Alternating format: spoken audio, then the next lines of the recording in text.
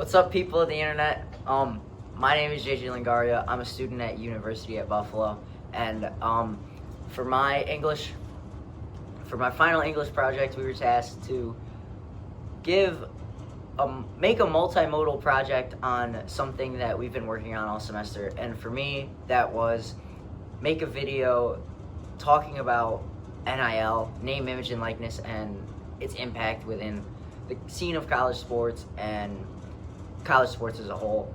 And I thought, what's a better way than to have two of my good friends from high school who are both athletes at different levels in college to come sit down with me and have a talk on what they know about NIL and what they think about NIL, and give my opinion as well, because after all the research I've done, and just have a conversation. So I'm going to start with the guy to my right.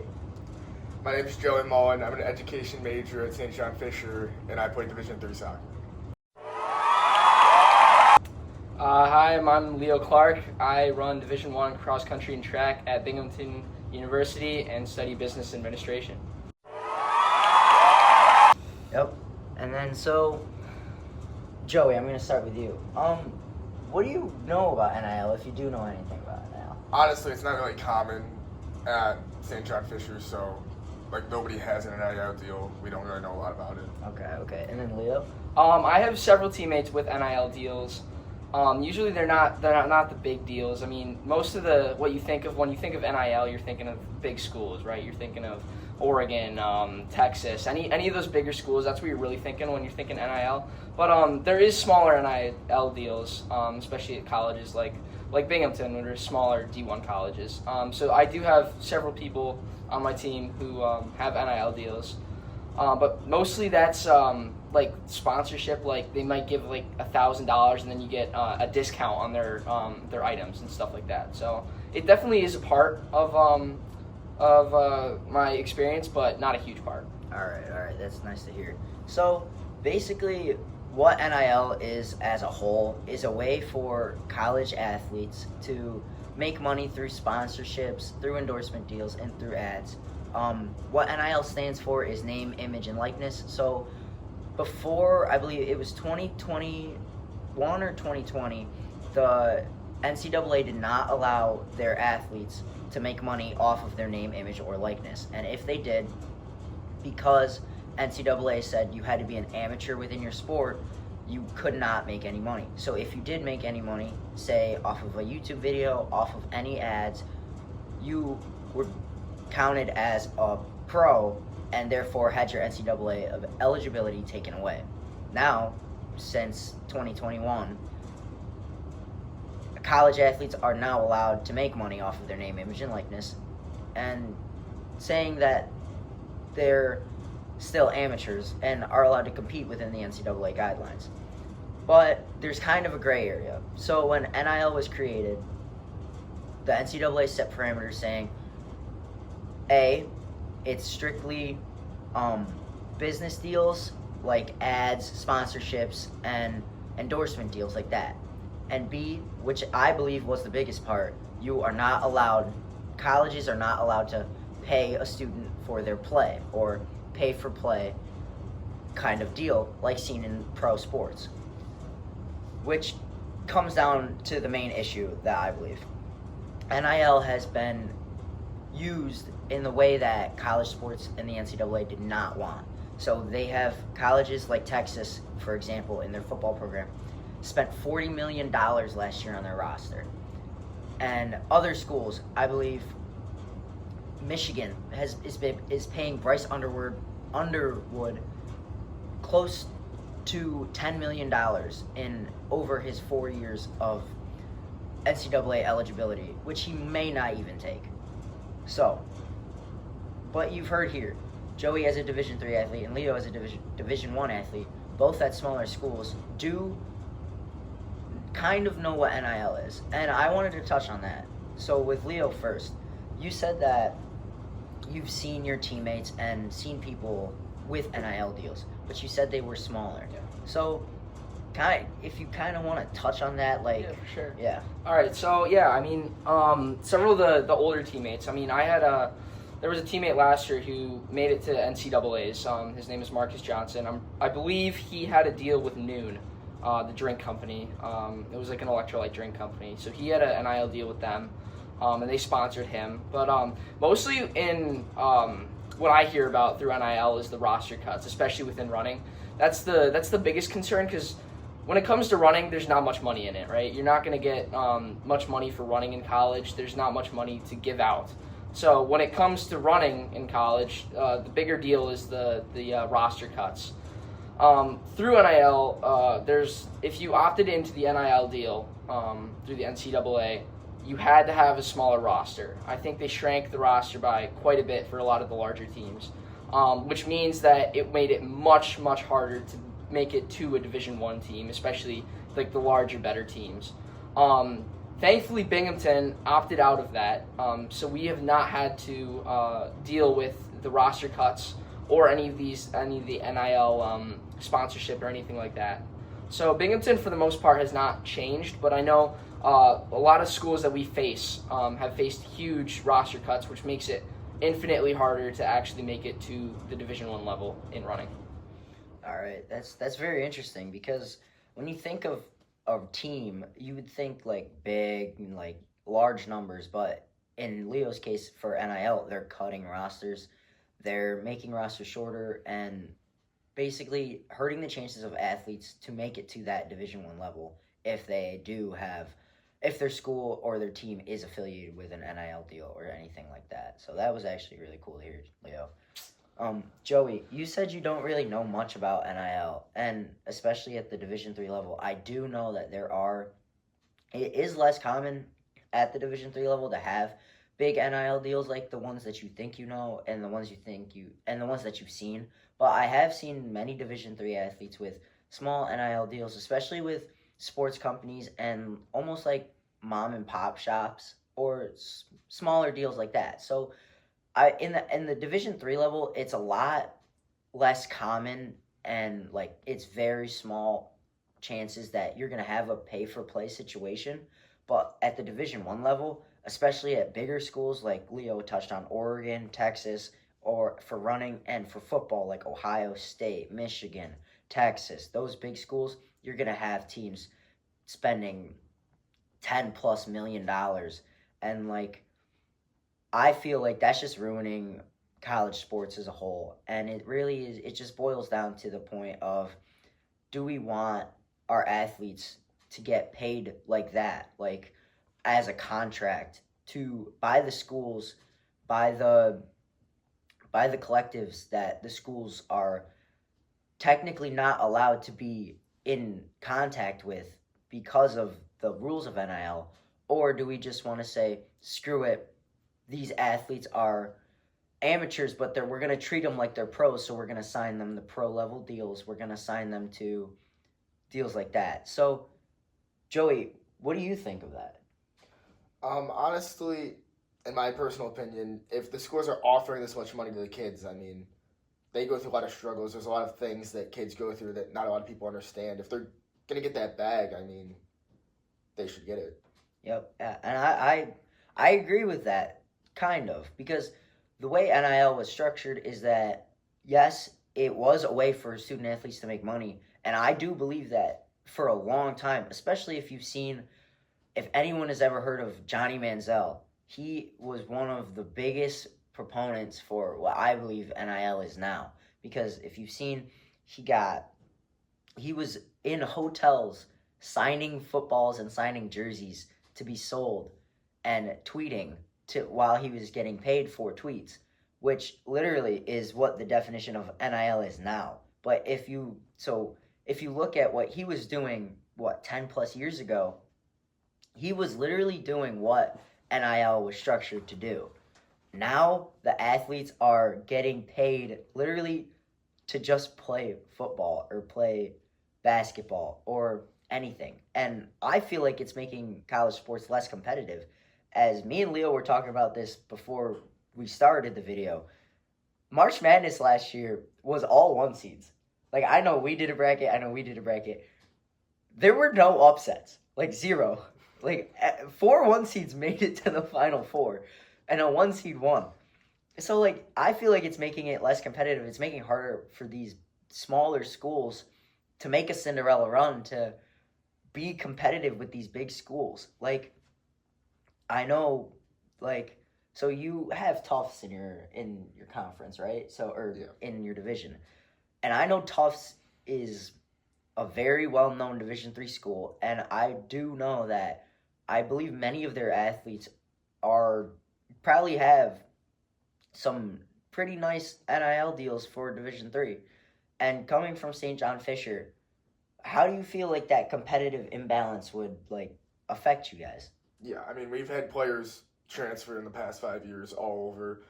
I mean, schools like Tufts, like Cortland, they're these big D3 schools that, like, if you have a good season with Fisher or, like, someone in Empire 8, they're immediately going to be calling you, seeing what you're up to if you're looking to transfer. So, I mean, there is a little disadvantage for us there, but, I mean, it's bound to happen, especially with the way college sports are going now. Yeah. And then Leo, coming from a Division I aspect, you could be looking at like you said, Oregon, Texas, and I know especially for a bunch of athletes, like everyone wants to be at that level, like that top level. But with these with these deals, like, hey, you like one of your runners, like you said, he went to NCAA's last year.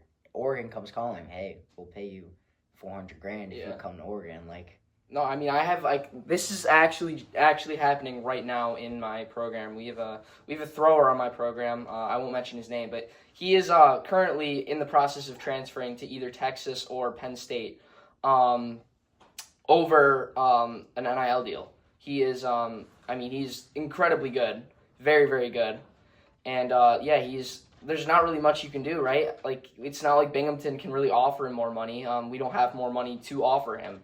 What the amount of money they're probably offering him is more than like probably half the scholarships we give at Binghamton.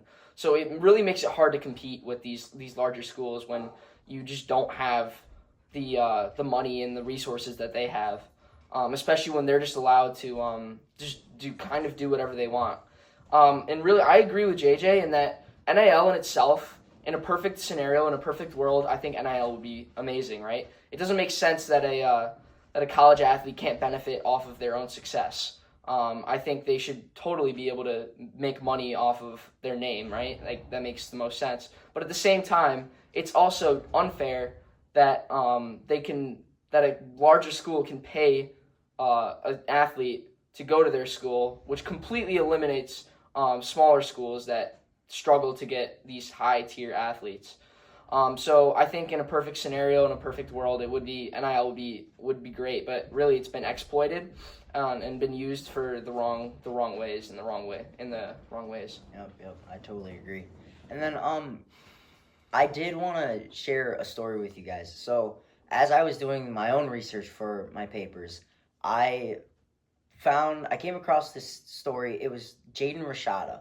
So Jaden was he was a highly touted recruit. He plays football. He's a quarterback, right? And he was committed to, I believe it was Florida. And Florida was offering him, I believe it was an absurd amount of money. It was in the high six figures, right?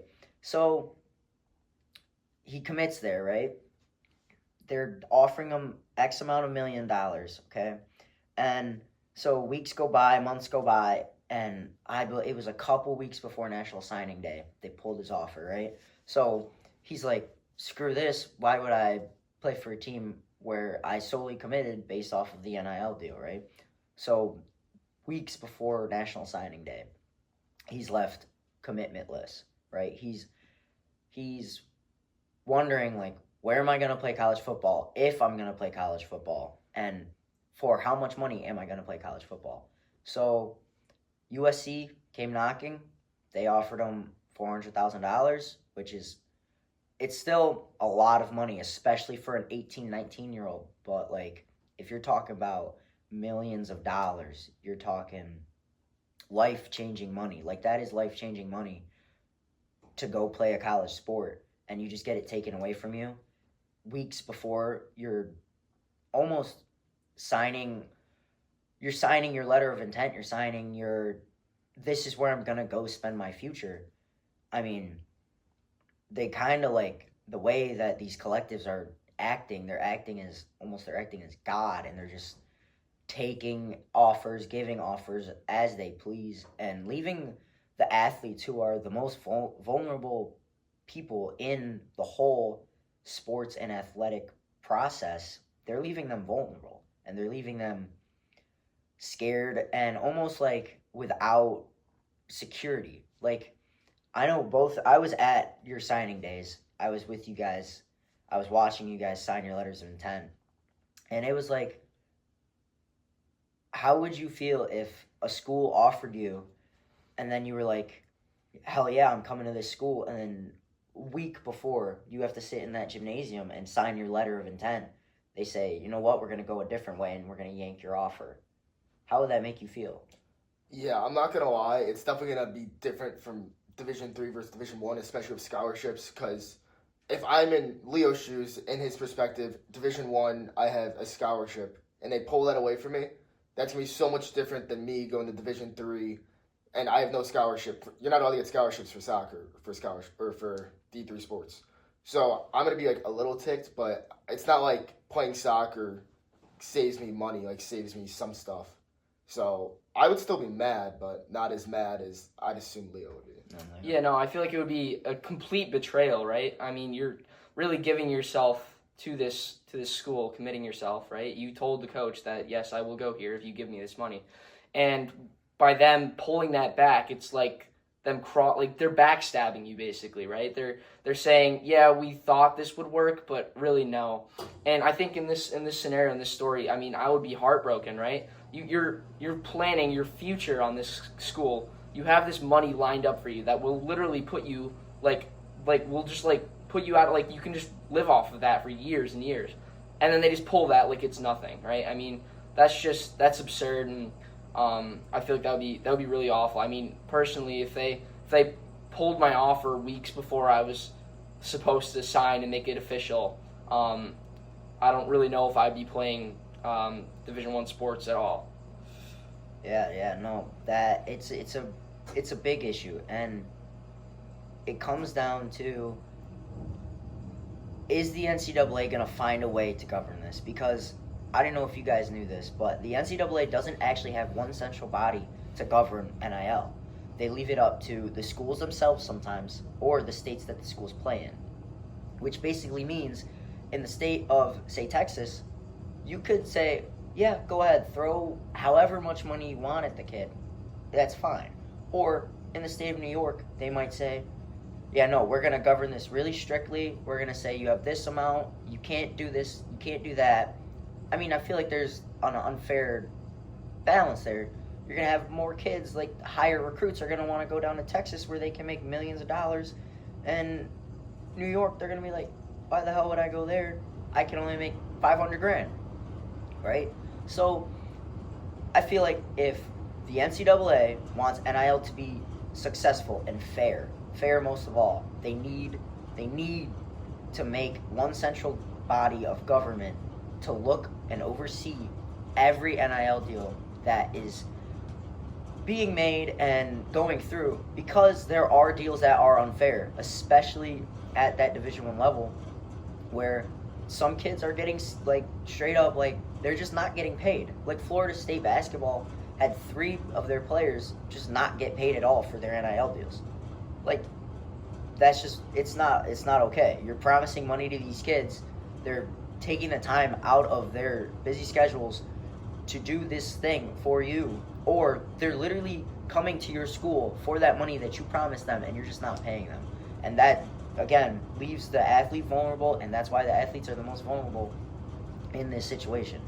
So, basically, as we've touched on it, NIL in its concept right now, in its state, is just it's ruining college sports, and it's really taking these athletes and putting them in a very bad, it's a terrible situation that some of these athletes are in. But I want to end this on a high note. So I believe that NIL is good, and if we fix it, it can be good, and it could be a very, very good thing for these athletes, and especially for athletes that don't really have a full scholarship. or even a half scholarship like walk-ons, or Division III athletes like Joey, who aren't allowed to receive athletic scholarships. So, like, what would you do with an NIL deal that came to you because you can't have an athletic scholarship? I wouldn't be able to take it. Oh wait, NIL. Yeah, NIL. What do you mean? Like, if someone offered you an NIL deal, say, like an air conditioning company offered you an NIL deal for like $3,000, what would you do with that money? It would go right towards school. Yeah. And then Leo, are you a walk-on at Binghamton? Currently, I am. I signed too late. The scholarship money was already off the plate, but I'm looking at scholarship in the future. Okay. And then, so I know that Binghamton's a very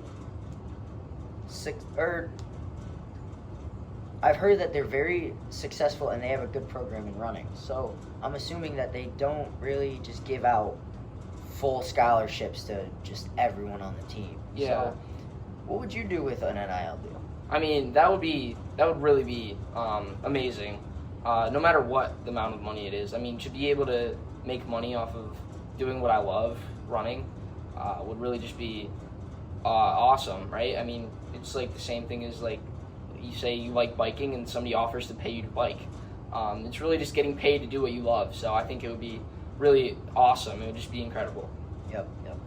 And I think that with the things that we've talked about today and the two sides that we've heard, the good, the bad, and hopefully, Joey, we educated you a little bit, and Leo, hopefully we opened your eyes to some new concepts and some new stuff that maybe you haven't heard of. And really, I think this was pretty cool for me because I really was interested in this at the beginning of the semester to learn about this because A, it is something that is really cool, but B, it's something that I see all the time on Instagram, on TikTok, on Twitter of these athletes signing these crazy deals. And you know what? I really wanted to like dig into this. Like, what is it? It's cool. And, you know, it affects people, and it affects people at all different levels of sports. And it was really nice to talk to both a Division III and Division I athlete. And because I know these guys since basically I was 4 years old, it was really cool to see where they're at in their careers. And I wish you both the best of luck in your careers. Thank you. I really hope that some NIL deals do come your way for both of you. So, thank you for listening. Thank you for watching. If you have anything that you would like to share or say, just leave it in the comments. But thank you for watching. I hope you enjoyed it. I hope you learned something, and I hope that it opened your eyes Go to Cardinals! a new situation and kind of the financials of what really goes into the NCAA and college sports. So, somebody out there with a business, give us NIL. Yeah, give these boys some NIL deals. Oh my God! Give these boys some NIL deals. We can really use Get it over this. here. Get this to 100,000. Go Bulls, go Cardinals, go Bearcats or Bobcats. Yeah, Bearcats. I'll see you guys later. One more thing, can we talk about that guy from UB who like ran off the field when he caught it?